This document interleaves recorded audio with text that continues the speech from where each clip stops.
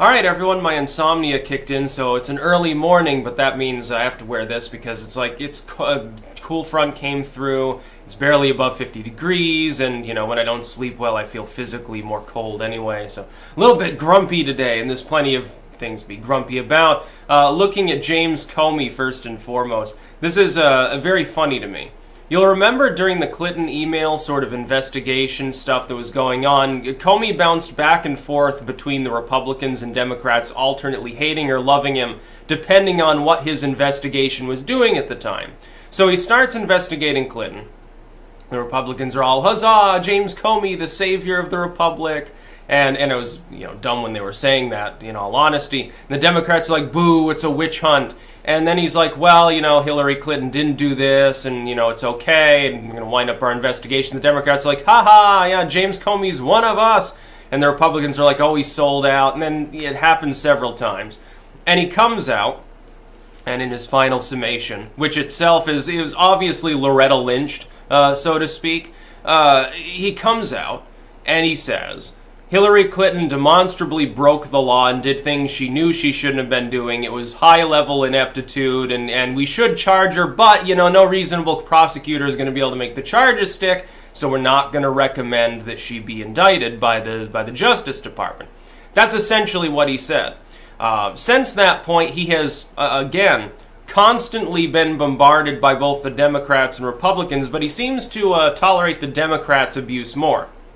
He is now planning to actively campaign on behalf of Democrats for the midterms. He's like, well, if you're voting Republican at this point, you're basically a traitor to our nation. It's like, yeah, there goes your nonpartisan card that you were playing, saying, oh, well, I'm not really partisan, I just love America. No, it's clearly not going to be accepted at this point, so you just screwed yourself, I think, by doing that.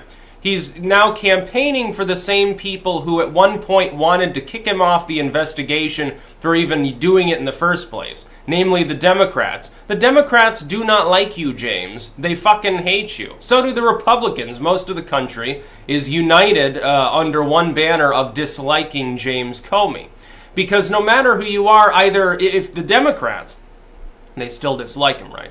A lot of the lay Democrats, because they're like, well, he robbed Clinton of the election, which isn't true. I mean, it was a contributing factor to her poor performance, but trust me, her performance was organically poor anyway. She was just a shitty candidate with a shitty platform that was basically, I'm not Trump, Trump is mean, hey, I'm a woman, so hear me roar, and then fucking cast a ballot for me. That's what Hillary Clinton campaigned on. James Comey's not liked by the Democrats, though. They can't get over the 2016 results, and they think that he gave them Trump. Oh, Clinton would have won if it weren't for that dirty damn James Comey. It's totally wrong, but that's what a lot of them think. Meanwhile, the Republicans don't like him. They think that he's part of a deep state conspiracy with Mueller and Rosenstein and all these others. And the funny thing is when people say, well, Comey's a Republican. Well, ideology and party are two different things. There are plenty of never-Trumper Republicans. Yeah, there are plenty of neocons.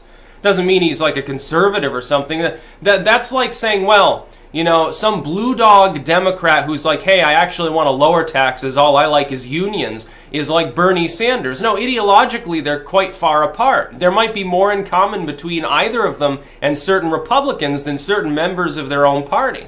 That happens all the time. The same happens within libertarianism. You look at the LP, the Libertarian Party. You've got in the same party, you've got people who are far right, literally speaking, on fiscal issues. Someone like, a post-Ron Paulite sort of libertarian. Hey, I don't even want any government. Basically, everything should be privatized. Somehow the Constitution will not be. We basically won't have a state. And then you have someone like myself who's a monarchist. I'm not pro-open borders. I see that as anti-libertarian. And so you have some diversity of opinion within the party. The fact that James Comey would like to put an R after his name if he were running for the Senate, well, John McCain hates Trump too. He's a Republican. So what the fuck does that have to do with anything? That's not ideology or some loyalty to another person. It's really just a partisan political party with different ideologies there. And there are some broad overarching concepts. But this is how terms and definitions as applied to politics die. Because a party would say, like the Republicans say, well, we're conservatives. But then within the party you have people who are demonstrably not conservative, and yet they still get that label applied to them by the political opposition until the label has no meaning anymore. I'm a conservative. Yeah, I agree with raising taxes and having more welfare. Well, no, that's not fiscal conservatism. I'm a conservative, but I don't care about moral issues. Okay, you're not a moral conservative. You're not a reactionary, a right-winger or something. So these terms don't have any meaning. James Comey, though, it's going to be very funny for him to try to convince lay Democrats that he's on their side because they think that he lost them the election.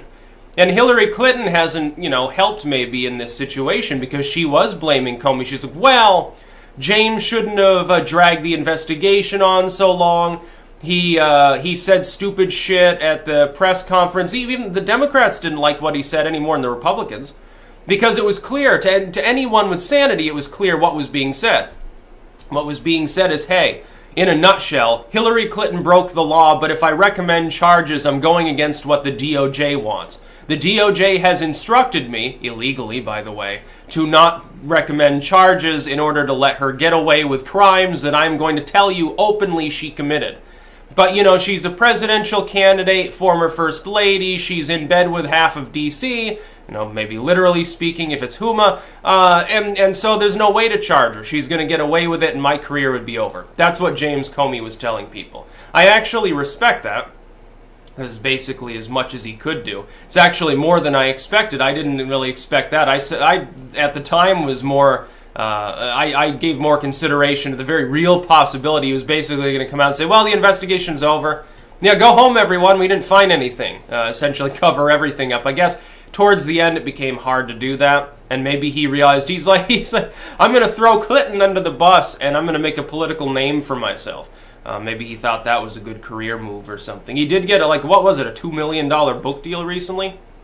But I can't think of many people in the country, oddly enough, who are less polarizing than James Comey. Non-polarizing because everyone fucking hates him. When's the last time some people, they're like, well, James Comey's heroic and brave, and he says that he doesn't like Trump, therefore wonderful guy.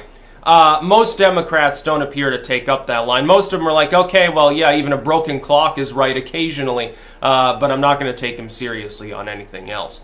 That's about all. Peace out.